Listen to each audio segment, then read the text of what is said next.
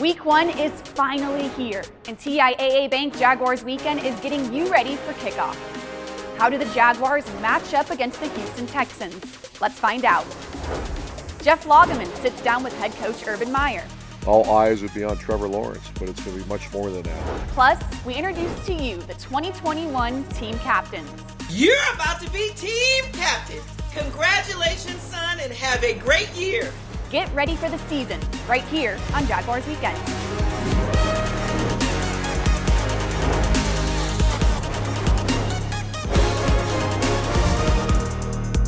This is TIAA Bank Jaguars Weekend. TIAA Bank, turn potential into progress. Geico, saving people money on car insurance has been in Geico's playbook for 85 years. Visit geico.com today and see all the ways you could save. And Cadillac. Visit your local greater area Jacksonville Cadillac dealer. Horrified. What are you talking about? Horrified. No, I'm just kidding. I'm just kidding.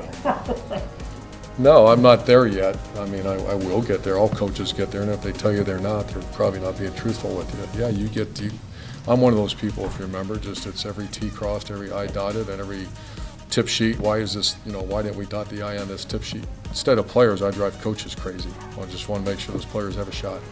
I think we all can imagine your first regular season coaching in the NFL will bring on some nerves. Coach Urban Meyer has prepared all off-season for this moment.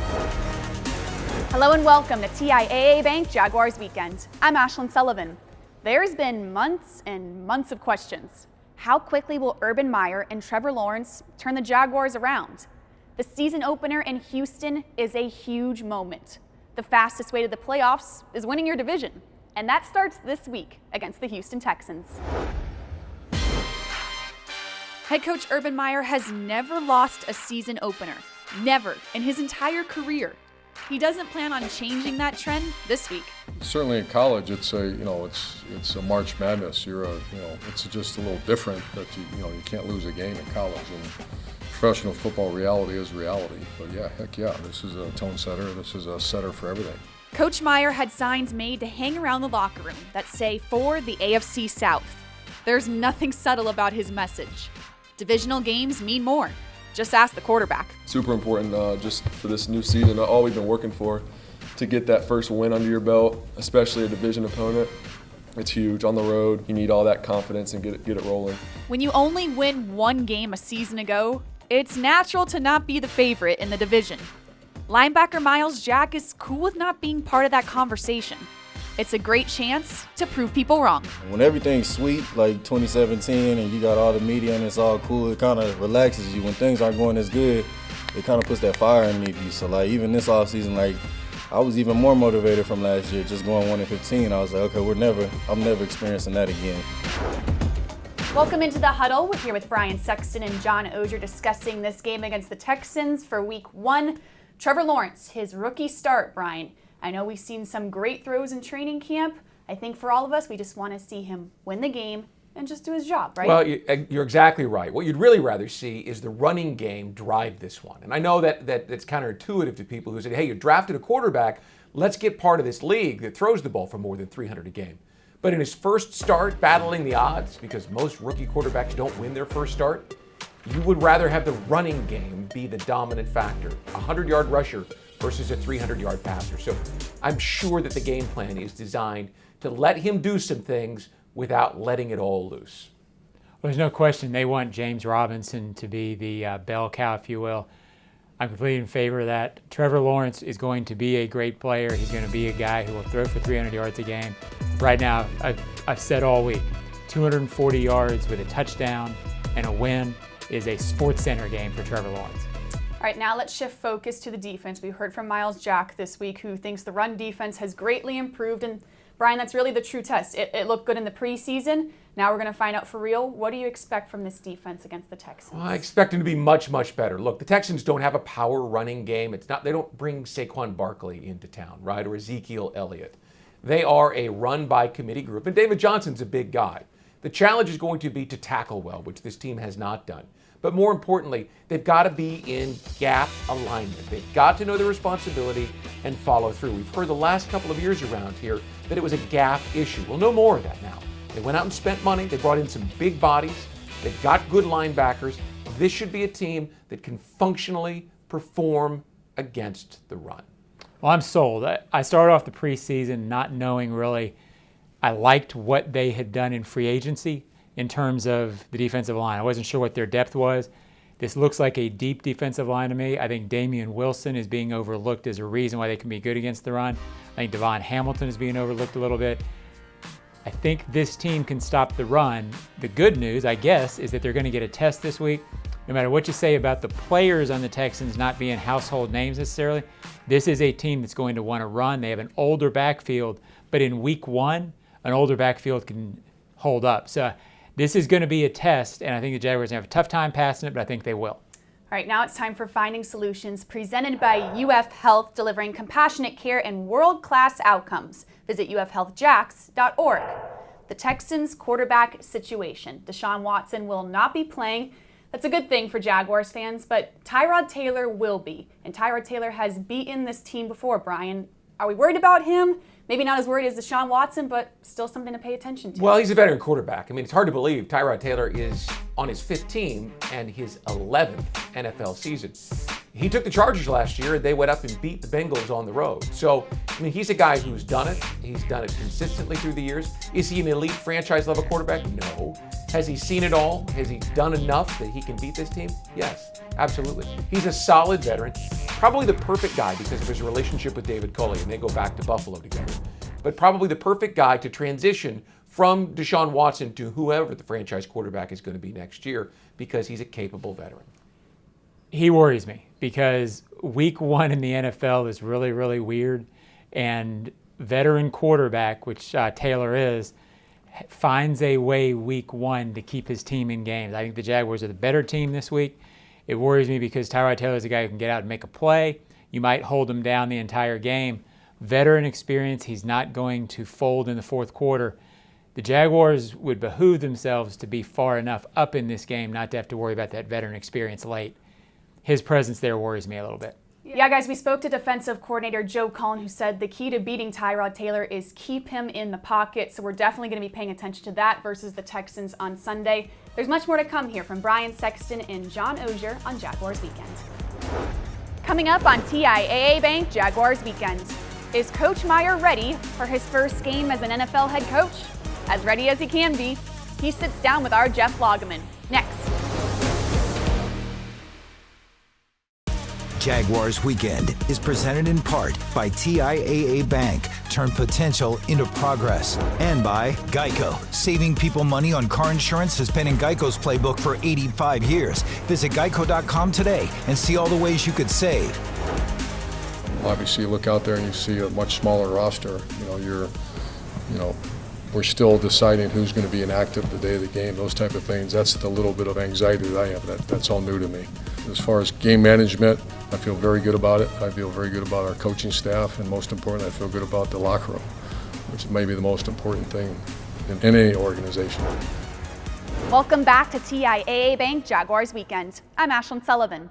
Expectations are high for the Jaguars this season. That's what happens when you have a star head coach like Urban Meyer. I'm wondering, I'm sure you are too, what are the head coach's expectations? How does he think his team will match up against the Houston Texans? Let's find out. Jaguars analyst Jeff Lageman sits down with Coach Meyer, presented by Cadillac. Urban this week traveling to Houston against the Texans, and here it begins. Okay, there's winners and losers, and there's got to be a lot of excitement for this game today. A lot of excitement. The new Jaguars put a lot of effort into this game. We have a lot of respect for the Houston Texans, and all eyes would be on Trevor Lawrence, but it's going to be much more than that. It's going to be, can we keep him upright, protect him, and guys make plays for him. And then also, obviously, Joe Cullen, we brought in as our defense coordinator. Our defense has been pretty consistent all the way through, including OTAs through the preseason, and we're going to be challenged a little bit by Tyrod Taylor and the Texans. This is the moment. I mean, you have so much work that you, your staff, your players have put into, and here it is. This is where you get to see the results of that product. Yeah, it's payday. And, that Michael Jordan has one of the great quotes is, why do you work so hard? Why do you don't do drill work to do drill work. You do it so you can have a payday.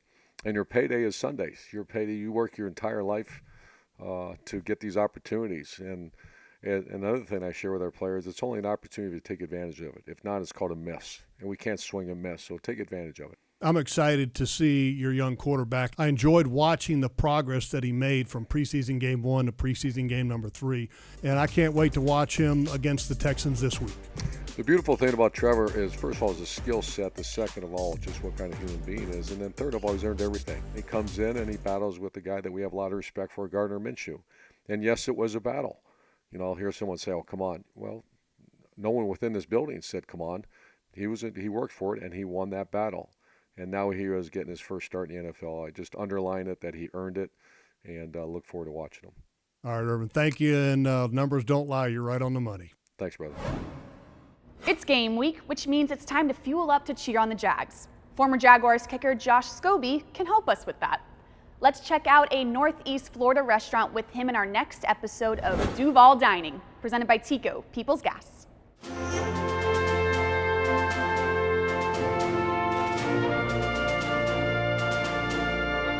Hey, it's Josh Scobie, and this is Duval Dining, presented by Tico, People's Gas. We're in the Mayport area of Jacksonville, and we are at the Hangar Bay Cafe. Let's go inside and meet the owners and see how they cook with natural gas.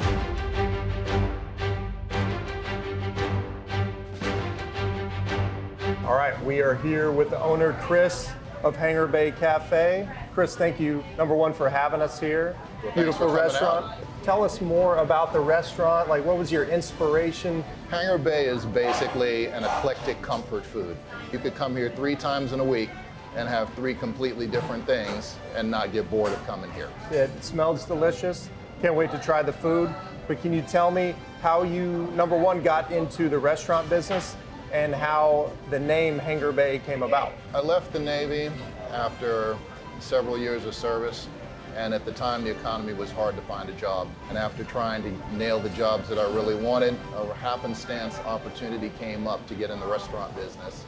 And so I took it. Hangar Bay, the name, I spent a long time trying to come up with a good name. Being a pilot in the Navy, it only seemed fitting near a base to name it Hangar Bay Cafe. Well, Chris, like I said, everything smells really good.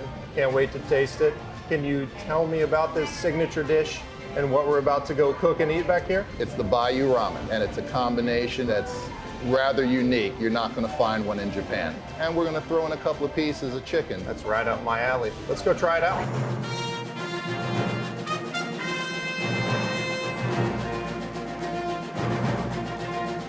All right, Lieutenant Chris, we're back here in the kitchen. It smells amazing. Everything looks amazing.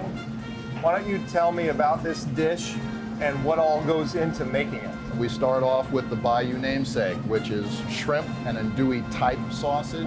We garnish it with corn, scallions, carrots, bok choy, our egg done the way that we do them, which is seasoned. And the thing that people typically ask about, what's the swirly doodad in the middle? That's known as Naruto, which is also fish cake. It doesn't have much taste, but gosh, it sets the dish off. Given your background, how important is it for you to cook with natural gas? It gives you the best amount of control. You can look at the temperature of the flame, the coloration of the flame, the height of the flame, and you can know exactly if you're trying to simmer or if you're trying to heat at high temperature. You don't have to guess. All right, we are at the moment of truth. We get to test this beautiful food. Should just go straight into the noodles? Get right into it. Just go. All right. I mean, that's amazing. Very good. All right, now time for the fried chicken. Oh, man. I'll tell you what, there's things I've gotten to do in my life that I've really enjoyed. But being able to do this, it's hard to beat it. Lieutenant, I want to thank you for having us here. Your restaurant is amazing, and thank you for being on Duval Dining, presented by Tico People's Gas. Can't wait to come back. Find more information about natural gas, outdoor fire features, and available rebates for energy-efficient appliances at peoplesgas.com/rebates. There's more to come on TIAA Bank Jaguars Weekend. Who are the Jaguars team captains for this season? We find out next.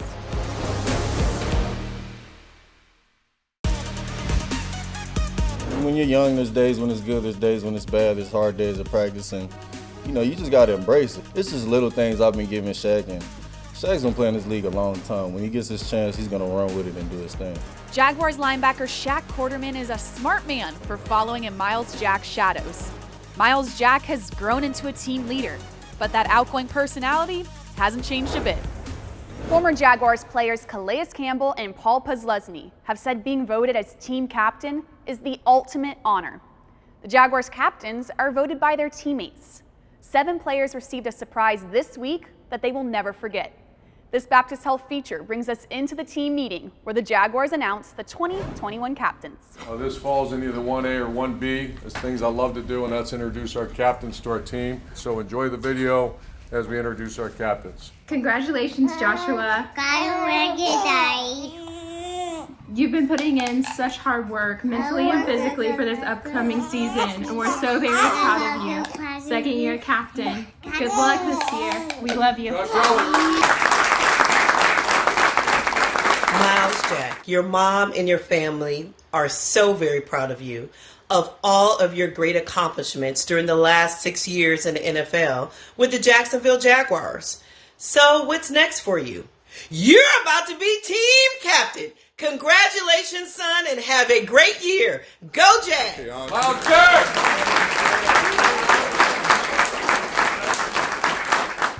Daddy. What's up, Captain? I'm proud of you, and I love you. Ray Sean Jenkins! What's up, everybody? Got a special message for Shaq Griffin. I want to say congratulations, Jaguars have selected you to be the team captain this year. Hey, man, it's a huge honor, man. New faces, new places, and you there being able to still lead by example and still bring that team along with you. Man, that's a blessing, man. I know them boys rocking with you. I can't wait to see how the season unfolds, man. Just know I'm still rooting for you, bro. I'm rooting for all you guys, man. Have a hell of a season, man. Congratulations again, bro. Love you.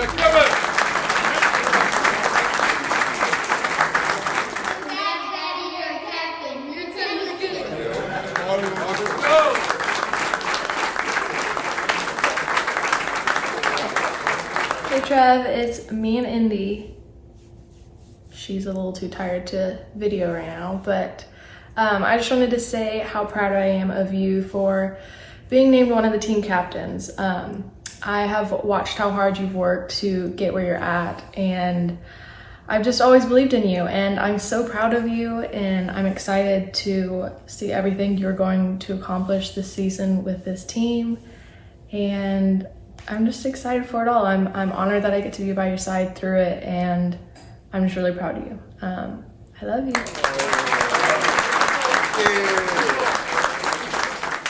What's up, Brandon? I have been blessed to call you one of my best friends for 20 years.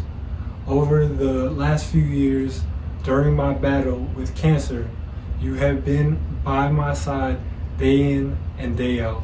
I am so excited, and it is with great honor that I am able to introduce you, Brandon Linder, as a team captain for the Jacksonville Jaguars. Go Jags.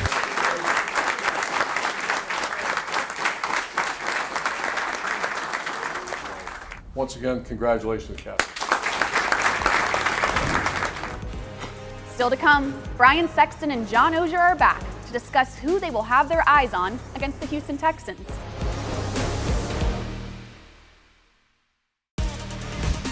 Oh, we got bottles, it's game day, we got bottles. Hey, they wide, get back, get wide, they wide, get deep, Quincy. What did he hit you with? I think he fell off. Right. I think he stumbled coming and he just kept running. Making plays, boy. That's film, baby, Dare Ogunbowale mic'd up in the preseason. The Jaguars will rely on him in that running game against the Texans here on Sunday. Check out all the mic'd up features on Jaguars.com. We're back in the huddle with Brian Sexton and John Oehser. One player you are paying attention to against the Texans. Brian, who do you have? It's too easy to say Trevor Lawrence. We'll all be looking at him. I'll go with Brandon Linder. The coaches have pointed out how critical it is to have a veteran center with a rookie quarterback. And if they're going to win, they're going to have to run the ball. So Linder's the linchpin of the offensive line. I'll keep my eyes on him. Well, I'm going to go with DJ Chark. He was out the entire preseason, and it's become clear in the last couple of weeks they feel like they really missed his deep speed. I don't know that he's the fastest receiver on the Jaguars roster, but I do think he's the best fast receiver on the roster. I think Trevor Lawrence at some point, because the running game will be working, will be able to hit DJ Chark for a big play. I think he's the key field flipper this weekend. Great to have DJ Chark back, especially for Trevor Lawrence's first game. Let's see if the Jaguars can snap a 15-game losing streak here in Week 1 against the Texans. We'll be back right here on Jaguars Weekend for Week 2.